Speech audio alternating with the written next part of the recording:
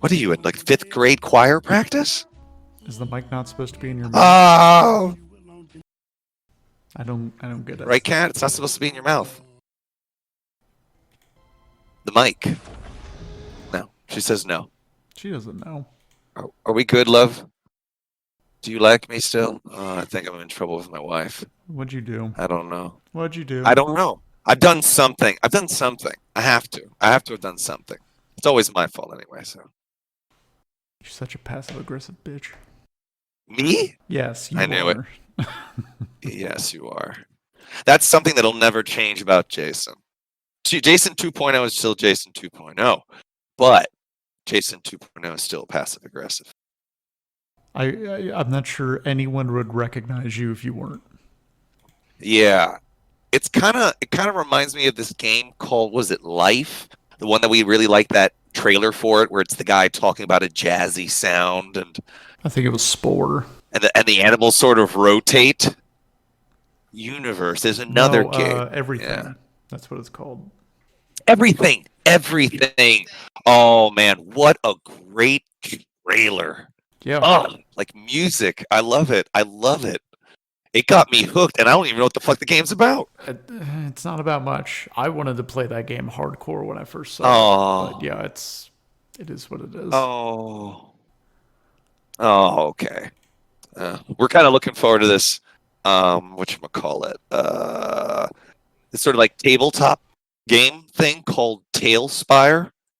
It's been on Kickstarter. It's waiting on early access. It's about to drop in 4 days, and it's legit. This could take games to another level with tabletop. I'm tempted to get it when it drops at 25. That's worth it right there. I could easily spend 25 hours in it. Does it have pieces that smell like rats and sewage? No, not as detailed. Come on, we're not there yet. You know that the technology hasn't I gotten don't there know yet. nothing. I live in a rock between these You don't recordings. know nothing. You do live under a rock. You do live under a rock. No, I really do. Woo! Love it. Jason loves it.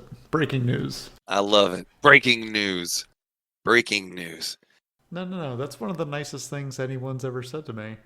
Please. I'm not kidding. People don't say nice things about me very often. I don't know if you know this about me. I'm a little bit of a dick. You. You? A dick. Come on. Come on. Why would you say that about just come on. Evidence. Evidence, everyone. You heard it here. While you're getting all set up, I will talk about how much Yes. hatred's a strong word. How much dislike I have for the Fallout series. In general? Yeah. Because Okay. in full recap, Yeah. I own Fallout 2, but I have not played it. Okay. I never played the original Fallout. I have only played 3, 4, and 76. Oh. Those are potato chip, like Cheez-It games. It's a McDonald's drive-through of video games for me. I am so bored playing through for the story. Like, Fallout 3 had Liam Neeson in it. You figure if anyone's going to hold my balls in their hand gently and, massage them like Zen balls, Nope. it'd be Liam Yep. Neeson. But no, I'm just bored of every single one of them. I have never finished a Fallout game. Nope. To this day. You're missing one though there. What about New Vegas? I started New Vegas. Honestly, You didn't, no, see, starting New Vegas isn't enough. You got to get into New Vegas. New Vegas would make you think that you're redeeming the franchise because of how good it was. I mean, dude, they made DLC out the yin yang for it, like Skyrim levels amount of DLC. yeah. That was both sanctioned and unsanctioned. Yeah, it's legendary. I mean, like what they created. Oh my in god! such a short amount of time. Yeah, I've heard of how legendary it is. My one interaction, or I guess the one time I tried to do it, I booted it up and I got a bad load, and that bad load was just so buggy and so awful that I was just like, nope, I'm done. I'll come back to it later. I'm not gonna lie. It's still the Bethesda engine. I mean, you have to take that. That's the problem. Even with Skyrim, Bethesda's engine is janky as fuck to the point that you have to go to outside DLC, unapproved, unofficial patches to make the game better because their Bethesda's own patches make it worse. How do you make it worse with a patch? Yeah. They do it. And that's the problem. That's the reason why the franchise was so damaged, was because if you did play 2, I'm not saying, I mean, 1 is good. One was great. It was well, it's all based off of Wasteland, the original birthing father of it. Cat showing me the beaver dam slowly being built under the water. Explain it to me in exquisite detail. She just pointed it out and it shows some like little sticks underneath the water, sort of crisscrossing. So I could see it getting bigger later. That's what she said. Hey!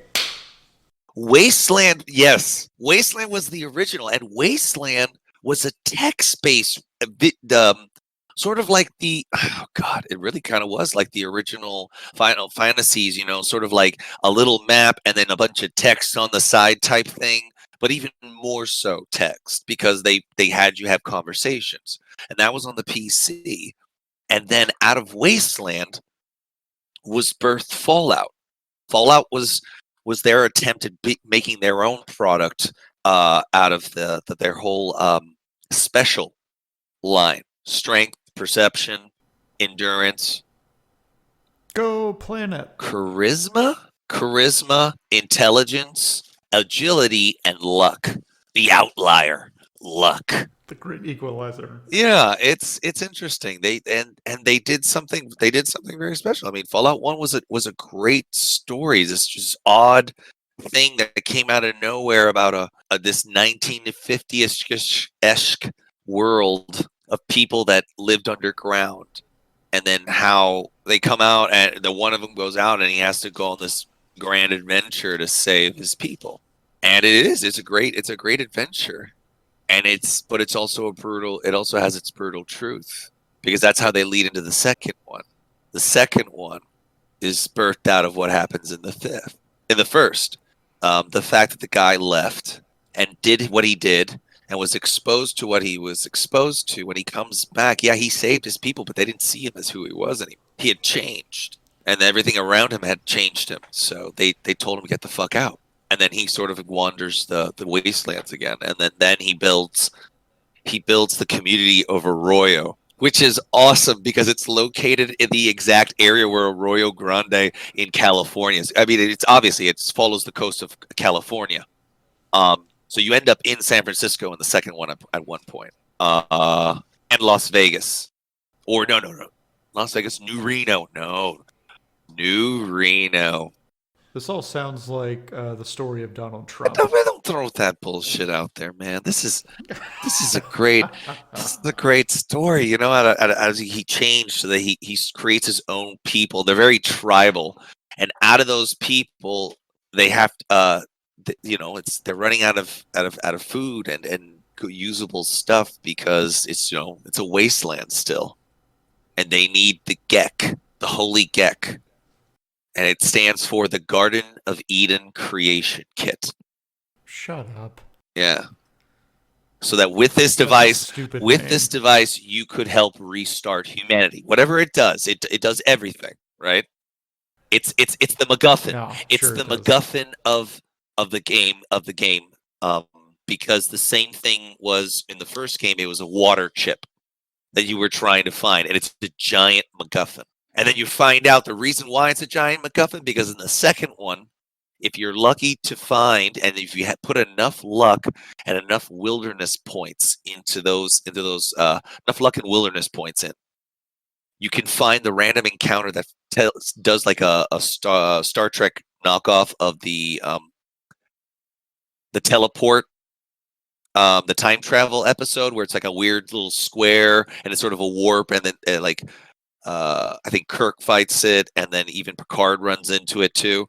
Well, you can run into it, and it turns out that because you find that and you go through the teleporter, you actually cause the original water chip to break that causes your ancestor to have to go out into the world and save people. So you're your own Plot cause. twist. But yeah, it's a giant plot twist type thing that you have to, like, if you're good, if you put enough points in it, you can find it. And it's like, oh fuck.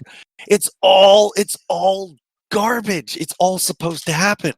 So it's all part of the, like, it's all becomes a giant, the Gek is a giant MacGuffin, because in the end, how it plays out, it plays out. I'm not gonna ruin it that far, but there's a lot of cool stuff, and there's a lot of great nostalgia thrown out there, though at the same time, because I know who you are and the fact that you haven't watched a lot of, like, films that I would have considered nostalgia, like or you just recently started watching them, like, The Sandlot, Goonies, Ghostbusters, things like that.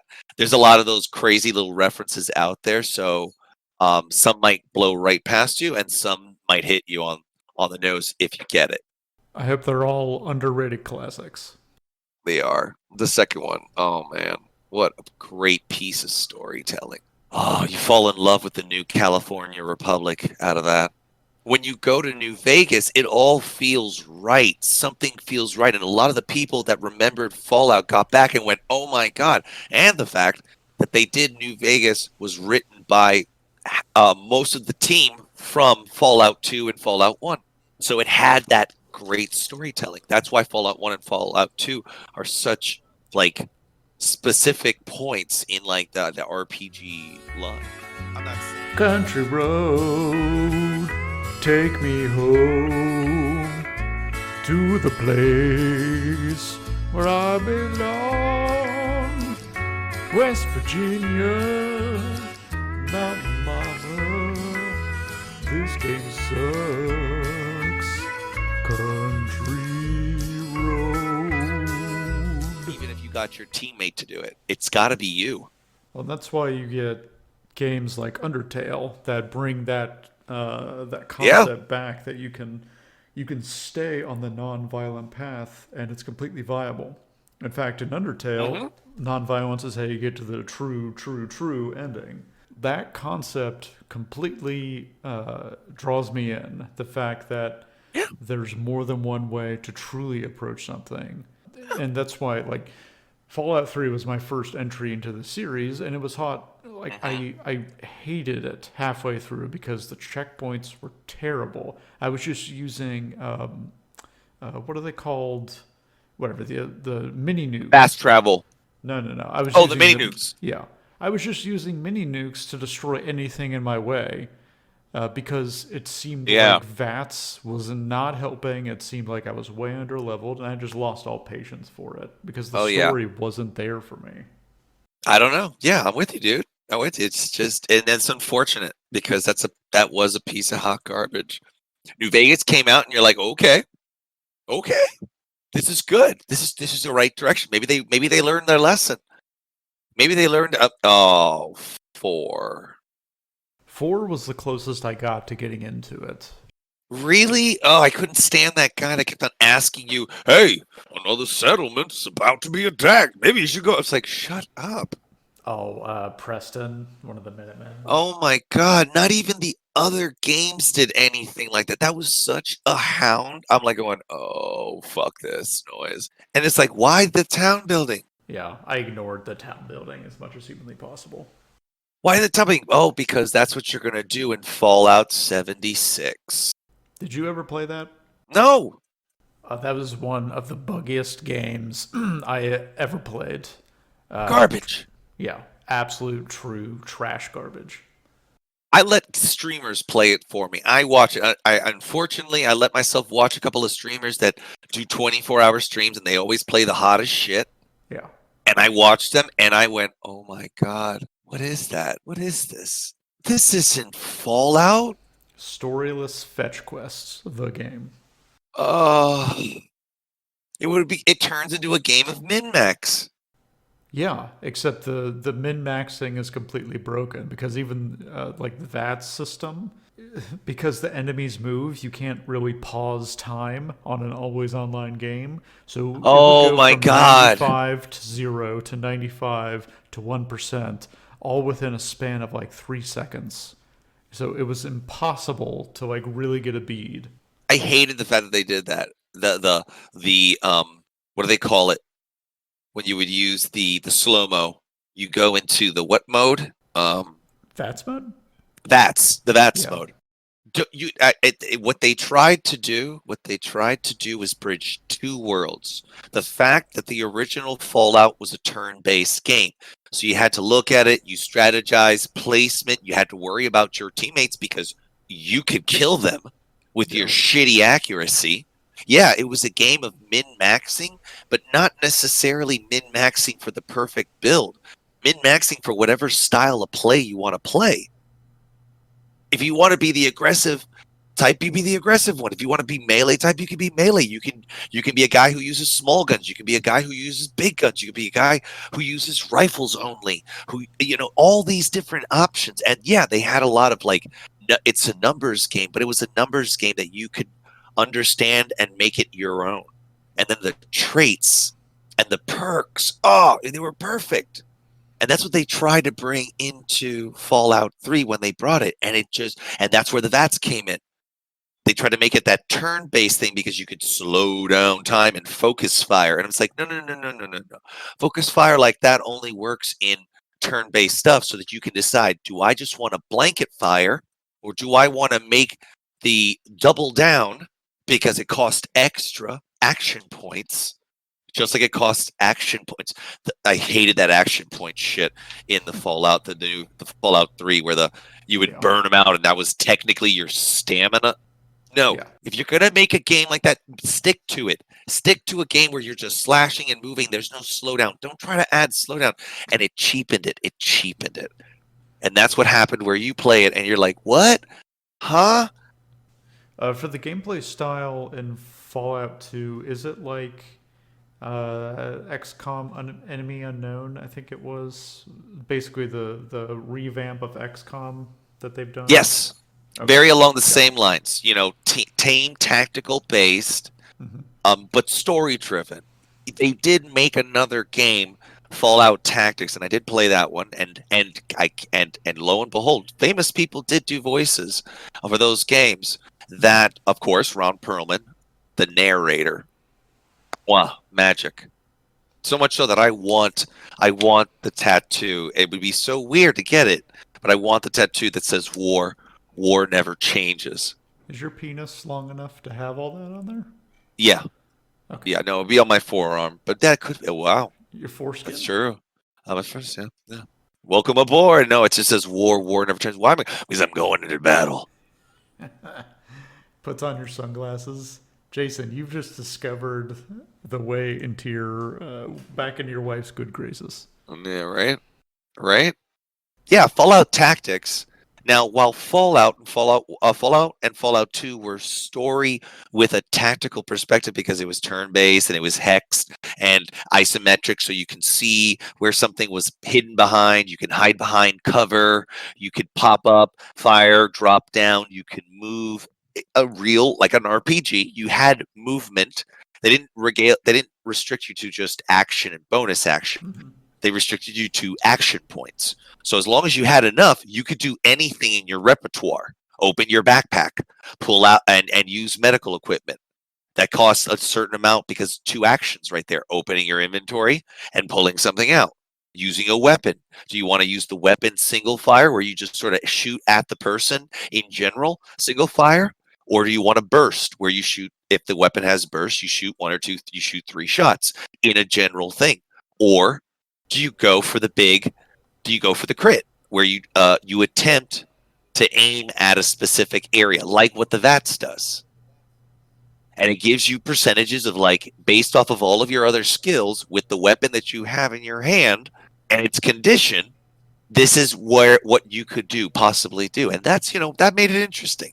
Fallout 2 is your favorite game of all time? Is that correct? Yes, that is my plateau game. It tickles all of it. It hits a story.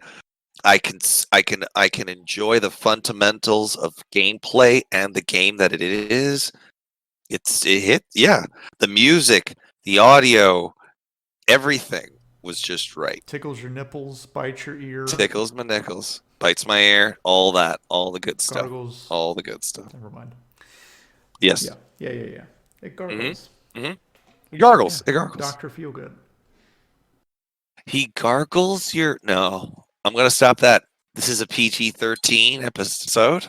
Sure. Fuck it. Sure. Exactly. Oh, that's 2. We're rated R now. For sexual innuendo. Sexual innuendo. There goes our YouTube page. What other games that you've played or have wanted to play are like Fallout 2, in your opinion? I mean XCOM. The original XCOM. What were we talking about? What about Planescape? Oh, Dungeon Siege. Planescape. Okay. Planescape. Oh wow, Planescape. Oof. Planescape Torment.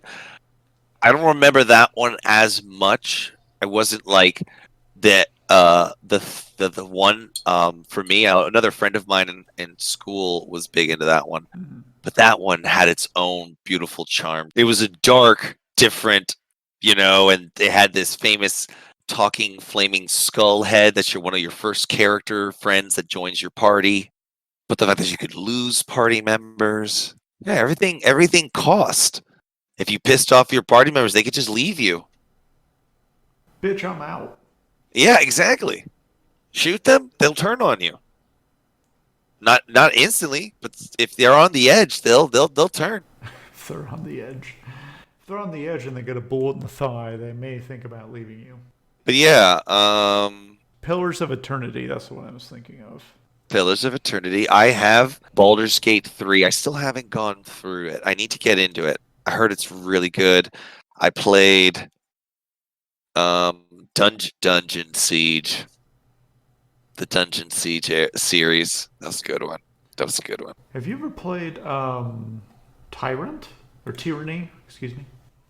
No, but I got it for free on the Epic Store, and it says it's very reminiscent of those styles, so I'm tempted to get into it one day. It's in my library.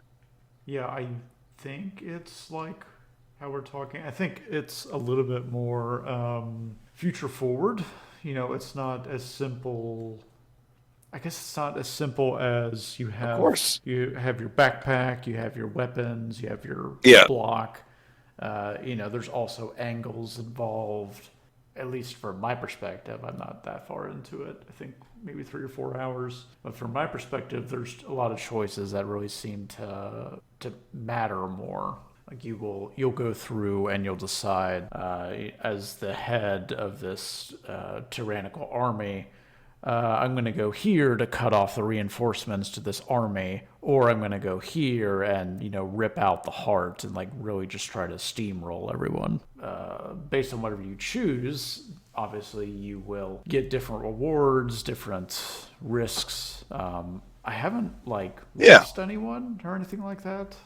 So I wonder if character death is a thing. But other than that, it sounds very similar. I saw it. I saw the trailer for it. I saw it on Epic. It's free. You want another great ISO with story? Have you heard of Arcanum? No. Look that one up. That one after Fallout 2, you play Arcanum. That one I think that one's got some serious. That one has reality. It's got people. You can have people on your team that then other people out in the world don't like you because you have them on your team. I'm not trying to skirting around it, but yeah, I'm saying racism in the game, depending even on the race that you choose, because it's like it's an RPG. It's a fantasy steampunk. I didn't want to give it away because I wanted you to see if you looked at it and went, okay, I could be for that. But it's a steampunk, fantasy steampunk.